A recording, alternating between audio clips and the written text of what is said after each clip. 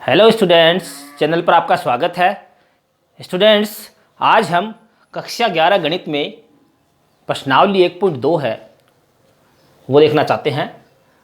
हमने देखा था कि प्रश्नावली जो 1 है वो सेट्स के बारे में, समुच्चय के बारे में है, और इससे पिछले वाला जो वीडियो था प्रश्नावली 1.2 का जो इंट्रोडक्शन था उसमें हमने कुल मिला के 3 कॉन्सेप्ट देखे थे। एक कॉन्सेप्ट था empty set. Students, empty set को हम हिंदी में रिक्त समुच्चय बोलते हैं। आपको इंग्लिश के वर्ड आने ही चाहिए क्योंकि आगे फिर 12th के बाद में है और इंग्लिश के वर्ड ज़्यादा यूज में लेने पड़ेंगे आपको, और आगे बुक्स है वो आपको इंग्लिश में मिलेगी। एम्प्टी सेट ऐसा सेट होता है जिसके अंदर एक भी अवयव नहीं होता है, एक भी एलिमेंट नहीं होता है। यदि किसी सेट में कोई भी अवयव न हो, कोई भी एलिमेंट न हो, तो हम उसे एम्प्टी सेट बोलेंगे। और एम्प्टी सेट को हम जो फाई का निशान होता है उसके द्वारा दर्शाते हैं। एक कंसेप्ट तो ये देखा था। दूसरा हमने देखा था स्टूडेंट्स फाइनाइट और इनफाइनाइट। फाइनाइट और इनफाइनाइट यानी परिमित और अपरिमित समुच्चय के 2 प्रकार हमने देखे थे, फाइनाइट और इनफाइनाइट। फाइनाइट समुच्चय वैसे होते हैं इन्हें हम परिमित समुच्चय बोलते हैं, जिनके अवयव जो होते हैं, जिनके एलिमेंट होते हैं काउंटेबल होते हैं, गणनीय होते हैं, काउंटेबल, जिनके अवयवों की गिनती कर सके वो फाइनाइट सेट होंगे। और जिनके अवयवों की गिनती नहीं कर सके, जिनके एलिमेंट्स की गिनती नहीं कर सके, अनकाउंटेबल जिनके एलिमेंट्स है, जिनके एलिमेंट्स अनकाउंटेबल होंगे वो इनफाइनाइट सेट होंगे, अपरिमित सेट होंगे। और तीसरे प्रकार का हमने जो कॉन्सेप्ट था वो देखा था इक्वल सेट्स, समान समुच्चय। कोई भी 2 समुच्चय जिनके एलिमेंट्स है, जिनके अवयव है समान होंगे, एक जैसे होंगे, उन्हें हम इक्वल सेट या समान समुच्चय कहेंगे। ये हमने 3 कंसेप्ट है पिछले इंट्रोडक्शन वाले वीडियो में देखे थे। अब हम प्रश्नावली 1.2 है वो शुरू करते हैं। देखिए मैंने 2 क्वेश्चन हैं वो लिख दिए हैं बोर्ड के ऊपर। तो चलिए स्टूडेंट शुरू करते हैं प्रश्नावली 1.2। फर्स्ट क्वेश्चन है रिक्त समुच्चय के उदाहरण। रिक्त समुच्चय यानी एम्प्टी सेट, आप याद रखिएगा अच्छी तरह से, एम्प्टी सेट। पहला क्वेश्चन देखिए, फर्स्ट पार्ट इसके अंदर 2 से भाज्य का अर्थ है 2 से विभाजित होने वाली विषम प्राकृत संख्याएं। प्राकृत संख्या स्टूडेंट्स 1 से शुरू होती है, 1, 2, 3 और अनंत तक। लेकिन ये कह रहा क्वेश्चन के अंदर विषम होनी चाहिए। विषम प्राकृत संख्या 1 से शुरू होती है, 1, 3, 5, 7 अनंत तक, ये विषम है सारी। अब ये 2 से विभाज्य है क्या? 2 से भाज्य पूछ रहा है। ऐसी विषम प्राकृत संख्याएं हमने छाट दी है, विषम प्राकृत संख्याएं जो 2 से भाज्य हो। इसमें 2 का भाग लगाएं, इसमें 2 का भाग लगाएं, इन सब में 2 का भाग लगाएं तो हम देखते हैं 2 से पूरी बार विभाजित नहीं है। तो ऐसी कोई विषम प्राकृत संख्या है ही नहीं जो 2 से विभाजित होती हो। स्टूडेंट्स, मतलब कोई भी एलिमेंट इस समुच्चय के अंदर नहीं होगा, और कोई भी एलिमेंट नहीं होगा इसका मतलब ये समुच्चय रिक्त समुच्चय है, एम्प्टी सेट है, इसलिए इसे हम फाई से दर्शाएंगे। आपको समझ में आ गया ना? कोई भी विषम संख्या ऐसी नहीं है जो 2 से विभाजित होती हो, तो है ही नहीं जब संख्या, तो सीधी सी बात पड़ी है, समुच्चय है वो रिक्त होगा, एम्प्टी होगा। सेकंड वाला देखिए, सम अभाज्य संख्याओं का समुच्चय। फिर से अभाज्य संख्या कह रहा है, लेकिन अभाज्य संख्या कौन सी होनी चाहिए? सम होनी चाहिए। अभाज्य संख्या वे संख्याएं होती है जो या तो खुद से या फिर 1 से विभाजित होती हो और अन्य किसी संख्या से विभाजित न हो। जैसे मैं आपको उदाहरण दूं 6, तो 6 1 से विभाजित है, खुद से भी है, लेकिन इसके अलावा 2 से भी है, 3 से भी है। खुद के और 1 के अलावा अन्य किसी से विभाजित हो गया है तो वह फिर अभाज्य संख्या नहीं होगा, ये कंपोजिट नंबर है। तो हम क्वेश्चन नंबर फर्स्ट के अंदर सेकंड पार्ट की बात करते हैं। समभाज्य संख्याएं, समभाज्य संख्या केवल एक ही है, 2। समभाज्य संख्या, अभाज्य संख्या यदि छांटे हम, ये अभाज्य संख्याएं हैं। यदि इनमें से सम छांटना चाहें, अनंत तक जाती है ये, लेकिन इनमें से हम सम छांटना चाहे तो केवल और केवल दो ही ऐसी संख्या है जो अभाज्य भी और साथ में सम भी है, बाकी सारी की सारी जो अभाज्य संख्याएं हैं वो विषम होगी। तो यहाँ पे स्टूडेंट्स इसके अंदर एक एलिमेंट आ गया है, एलिमेंट आ गया, इसलिए ये रिक्त समुच्चय नहीं है। आपके समझ में आ गया? ये यहाँ पे मैंने क्रॉस गलत लगा दिया, ये तो रिक्त समुच्चय था, ये रिक्त समुच्चय नहीं होगा क्योंकि इसके अंदर एक एलिमेंट आ गया है 2। थर्ड देखते हैं, अक्ष, और अक्ष इस प्रकार है, एक प्राकृत संख्या है, अक्ष एक प्राकृत संख्या है, प्राकृत संख्या 1 से शुरू होती है स्टूडेंट, अनंत तक जाती है, और अक्ष 5 से छोटा, इसे कैसे पढ़ेंगे? इसे अक्ष इज स्मॉलर देन 5, अक्ष इज स्मॉलर देन 5, और इसके साथ ही साथ इसे कैसे पढ़ेंगे? अक्ष इज ग्रेटर देन 7, 7 से बड़ा। यहाँ पे हम संख्या बनाएं 1 2 3 4 5 6 7 8 तक ले लेते हैं एक बार। अक्ष 5 से छोटा, 5 से छोटा होगा तो अक्ष का मान इधर होगा, 5 से छोटा छोटा, और साथ में ही 7 से बड़ा, 7 से बड़ा लेना तो इधर लेना पड़ेगा। तो ऐसी कोई संख्या हो सकती है क्या जो एक साथ ही 5 से तो छोटी हो और 7 से बड़ी हो? 5 से छोटी तो इधर वाली है और 7 से बड़ी उधर वाली है, यानी कोई भी ऐसा नंबर नहीं हो सकता जो 5 से तो छोटा हो और 7 से बड़ा हो। यानी इस सेट के अंदर, इस समुच्चय के अंदर कोई भी एलिमेंट नहीं है, और कोई भी एलिमेंट नहीं है इसलिए ये समुच्चय रिक्त समुच्चय, एम्प्टी सेट होगा। आपके समझ में आ गया होगा। इसका फोर्थ पार्ट देखते हैं, y, और y इस प्रकार है कि इन्हीं दो समांतर रेखाओं, समांतर रेखाएं, समांतर रेखा जानते हैं ना आप, ग्राफ पेपर में उतारते थे, 10वीं में उतारी आपने। समांतर रेखाओं के बीच की दूरी हर जगह बराबर रहती है, वो समांतर रेखाएं कहलाती है। Parallel lines, parallel lines, parallel line का उभयनिष्ठ, उभयनिष्ठ यानी कॉमन, कॉमन बिंदु, कॉमन बिंदु तो इनके अंदर कोई मिल ही नहीं सकता, कॉमन बिंदु मिलेंगे तो ये इंटरसेक्टिंग लाइन बन जाएगी, प्रतिच्छेदी रेखाएं। लेकिन यहाँ पे पैरेलल की बात कर रहा है अगला क्वेश्चन के अंदर, समांतर रेखाएं हैं और इनके बीच में कोई भी उभयनिष्ठ बिंदु, कोई भी कॉमन बिंदु नहीं है, नहीं है। इसका मतलब है इस सेट के अंदर कोई भी एलिमेंट नहीं है, और कोई भी एलिमेंट नहीं है इसलिए ये सेट एम्प्टी सेट है, रिक्त समुच्चय है। स्टूडेंट्स फर्स्ट क्वेश्चन आपको मेरे ख्याल से अच्छी तरह से समझ में आ गया होगा। सेकंड क्वेश्चन देखते हैं। सेकंड क्वेश्चन में हमें परिमित और अपरिमित समुच्चय छांटने हैं। परिमित का अर्थ है फाइनाइट, मैं आपसे लिख देता हूँ फाइनाइट। अपरिमित का अर्थ है इनफाइनाइट, आई से लिख देता हूँ मैं। वैसे इनके चिन्ह नहीं है एफ और आई, मैं आपको केवल समझाने के लिए बता रहा हूँ। एफ को हम फाइनाइट लिख देते, परिमित को फाइनाइट लिख देते एफ, और अपरिमित को इनफाइनाइट आई लिख देते हैं। परिमित समुच्चय वे होंगे, फाइनाइट समुच्चय वे होंगे, फाइनाइट सेट वे होंगे जिनके एलिमेंट्स है वो काउंटेबल हो, गिन सकते हो हम।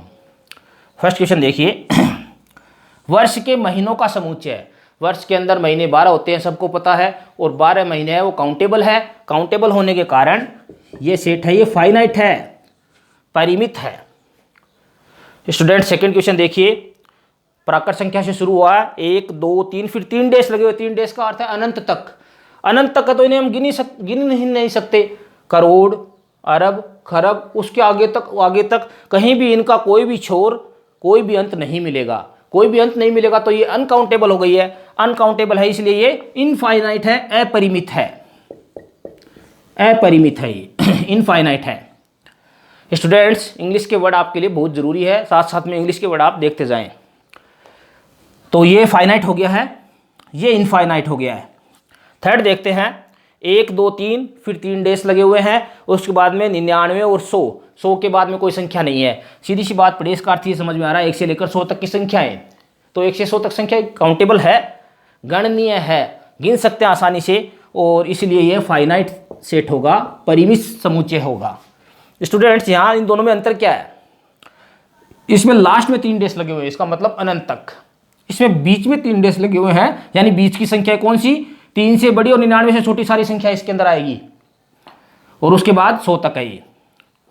चलिए चौथा देखते हैं, 100 से बड़े धन पूर्णांकों का समुच्चय। 100 से बड़े धन पूर्णांक तो भाई अनंत हो सकते हैं, 100 से बड़े जितने भी है, धन का अर्थ है पॉजिटिव, 101 102 103 अनंत तक, इसका मतलब है ये सेट अपरिमित है, इनफाइनाइट है।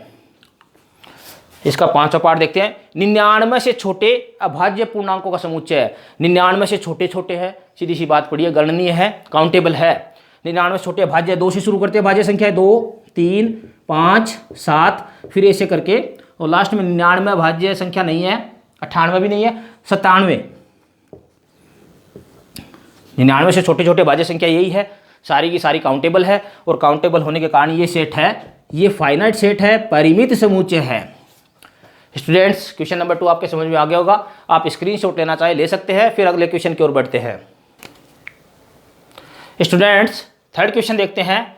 परिमित या अपरिमित समुच्चय छांटने हैं। निम्नलिखित में से कौन से समुच्चय परिमित है और कौन से अपरिमित है? सेकंड क्वेश्चन की तरह ही है। परिमित यानी फाइनाइट, फाइनाइट यानी काउंटेबल जिसके एलिमेंट होंगे। अपरिमित यानी इनफाइनाइट जिसके एलिमेंट्स है, जिसके अवयव है वो अनकाउंटेबल होंगे। देखते हैं फर्स्ट क्वेश्चन। अक्ष के समानांतर रेखाओं का समुच्चय।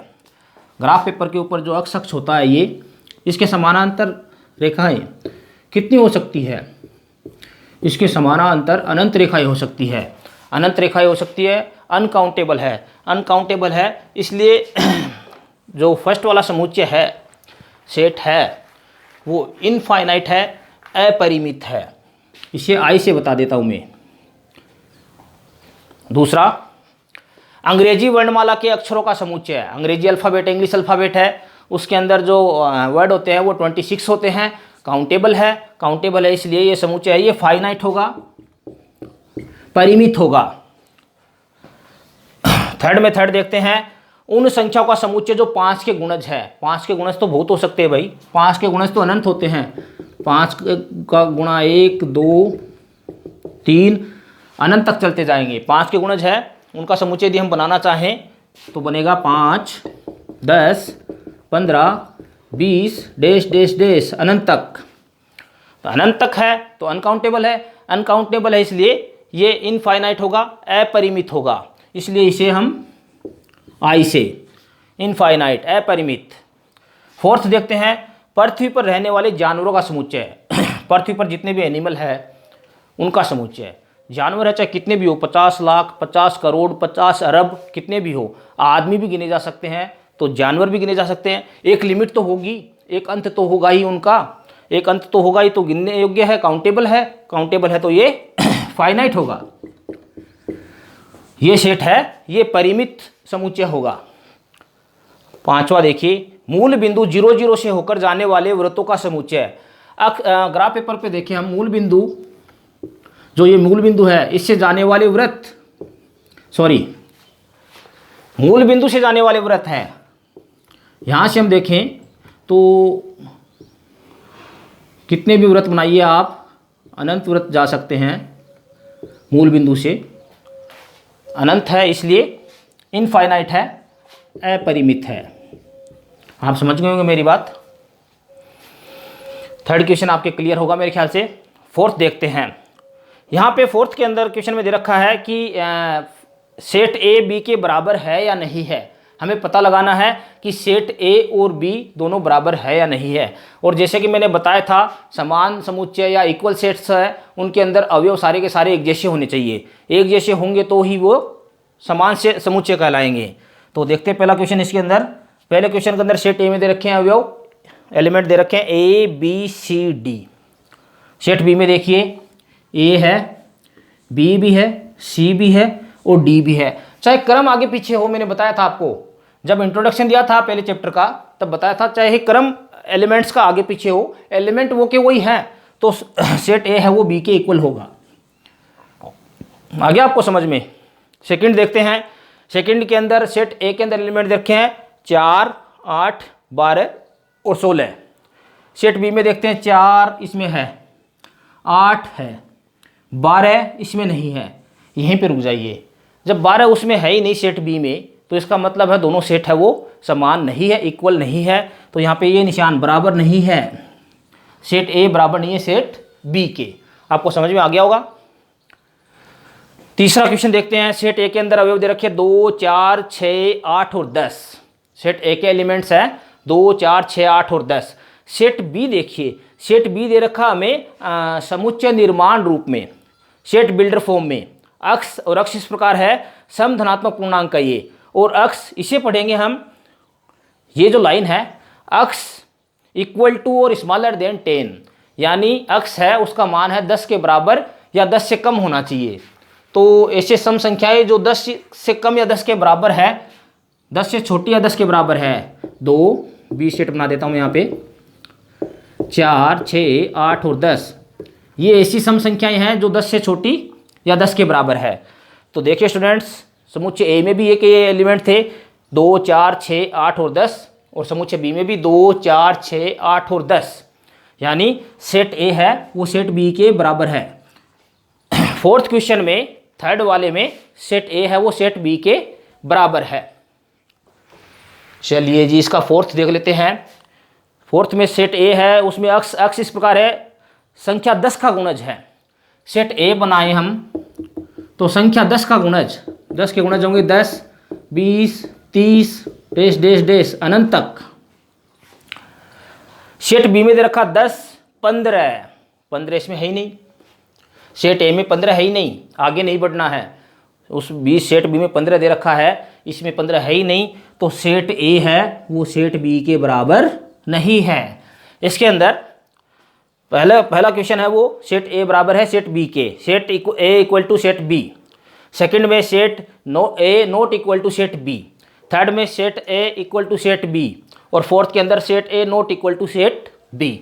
आप स्क्रीनशॉट लेना चाहे स्टूडेंट्स ले सकते हैं। फिर अगला क्वेश्चन देखते हैं स्टूडेंट्स। क्वेश्चन नंबर 5 देखते हैं। क्या निम्नलिखित समुच्चय युग्म, युग्म का अर्थ हो गया जोड़ा, पेयर, सेट्स का पेयर है वो समान है। समान का अर्थ इक्वल, मतलब कहने का अर्थ है कि इक्वल सेट्स है कि नहीं है, और कारण बताना है यदि इक्वल है या नहीं है तो। चलिए देखते हैं फिफ्थ क्वेश्चन के अंदर। फर्स्ट के अंदर सेट ए दे रखा, उसके एलिमेंट्स दे रखे हैं 2 और 3। और समुच्चय बी में देखते हैं अक्स इस प्रकार है कि x स्क्वायर प्लस 5x जोड़ 6 बराबर 0 का एक हल है। इसमें ये समुच्चय निर्माण रूप दे रखा हमें, और हमें इसे रोस्टर फॉर्म में चेंज करना पहले तो यहाँ पे इस समीकरण का हल निकाल लेते हैं। x square plus 5x plus 6 बराबर 0, और x स्क्वायर जोड़ 2x जोड़ 3x जोड़ 6 बराबर 0। 2 के जोड़े बना लिए, x कॉमन निकाल लिया, x प्लस 2, और ये 3 कॉमन निकाल लिया है, x प्लस 2 बराबर 0। तो एक तो हो गया स्टूडेंट x बराबर -2, और एक हो गया है x बराबर -3। यानी समुच्चय जो b बनेगा उसके एलिमेंट होंगे वो होंगे -2 और -3। अब आप देखिए समुच्चय a के एलिमेंट है समुच्चय b के एलिमेंट से मैच कर रहे हैं क्या? नहीं कर रहे हैं, क्योंकि ये पॉजिटिव है ये नेगेटिव है, ये माइनस के हैं ये प्लस के हैं, इसलिए ये सेट है, ये इक्वल नहीं है, समान समुच्चय नहीं है। कारण क्या लिखेंगे? समुच्चय ए के अवयव समुच्चय बी के अवयवों के समान नहीं है। समुच्चय ए के एलिमेंट्स है वो समुच्चय बी के एलिमेंट्स के इक्वल नहीं है, इसलिए समुच्चय ए है वो बी के समुच्चय बी के इक्वल या समान नहीं है। सेकंड वाला देखिए, सेट ए में दे रखा अक्ष इस प्रकार है कि शब्द फॉलो का एक अक्षर है। मुझे आगे वो समीकरण हल के वो मिटानी पड़ेगी, ये आपको आती है 10th में, आप करके आए ऐसा। इसमें इसका सेट यदि हम बनाना चाहें रोस्टर फॉर्म में तो फॉलो शब्द के अक्षर लेने हैं, एफ ले लिया है, कोमा ओ ले लिया है, एल, दोबारा एल आया नहीं लेना है, दोबारा ओ आया नहीं लेना, मैंने आपको पहले बताया था दोबारा रिपीट नहीं होंगे एलिमेंट्स। फिर डब्लू, ये हो गए हैं सेट ए के एलिमेंट्स। दूसरा बी वाला सेट देखिए, वाई ऐसा है, शब्द वोल्फ का एक अक्षर है। इसका यदि हम रोस्टर फॉर्म बनाना चाहिए तो वोल्फ में डब्लू, ओ, एल और एफ। अब स्टूडेंट्स कंपेयर करते हैं दोनों सेट्स के अंदर। डब्लू इसमें है, ओ इसमें है, एल और एफ सारे सेम हैं, सारे सेम है तो दोनों के दोनों समुच्चय है वो इक्वल होंगे, समान होंगे। तो यहाँ पे हम लिख सकते हैं समुच्चय ए बराबर है समुच्चय बी के। कारण क्या देंगे? कारण सीधा सा लिखना है भाई कि समुच्चय ए के सारे अवयव है वो समुच्चय बी के अवयवों के समान है, इसलिए समुच्चय ए बराबर है समुच्चय बी के। क्वेश्चन नंबर 6 देखते हैं। इसमें भी जो इक्वल सेट्स हैं वो छांटने हैं हमें। इक्वल सेट्स का सीधा सा कंसेप्ट मैंने आपको बता दिया था पहले, सारे अवयव एक जैसे होने चाहिए दोनों समुच्चयों के अंदर। यहाँ पे देखते हैं समुच्चय के अंदर 2, 4, 8 और 12 किसी में मिल रहे हैं क्या? 2, 4, 8 और 12 नहीं मिल रहे हैं। ए वाला किसी से मैच नहीं करेगा। समुच्चय बी में देखते हैं 1 2 3 4। हाँ ये देखिए डी में 1 है, 2 है, 3 और 4 सारे के सारे सेम है, यानी बी वाला है वो डी वाले के बराबर है। समुच्चय में एलिमेंट्स है वो ऑर्डर की जरूरत नहीं है, आगे पीछे हो सकते हैं लेकिन सेम होने चाहिए। सेम है इसलिए समुच्चय बी है वो समुच्चय डी के बराबर है। और देखते हैं बी वाला हो गया है। फिर ये सी वाले के अंदर कोई मैच नहीं कर रहा। ई वाला देखिए इसके अवयव है -1 और 1 इसके एलिमेंट्स है, और जी वाले में मैच कर रहा है -1 और 1। देखिए आगे और पीछे हो सकते हैं लेकिन है सेम, इसलिए समुच्चय ई है वो बराबर है समुच्चय जी के। एफ वाले में 0 और ए है और उसमें 0 और 1 है, मैच नहीं कर रहे हैं। तो स्टूडेंट्स 6 वाले के अंदर समुच्चय बी है वो समुच्चय डी के बराबर है, समान है, और समुच्चय ई है वो समुच्चय जी के समान है। आपका चैप्टर है ये एक्सरसाइज है कंप्लीट हो गई है 1.2। मेरे द्वारा दी गई जानकारी कैसे लगी कमेंट में ज़रूर बताएं, और अपने कक्षा के साथियों को इस चैनल के बारे में ज़रूर बताएं, इस चैनल से उन्हें जोड़ें। पूरा वीडियो देखने के लिए थैंक यू।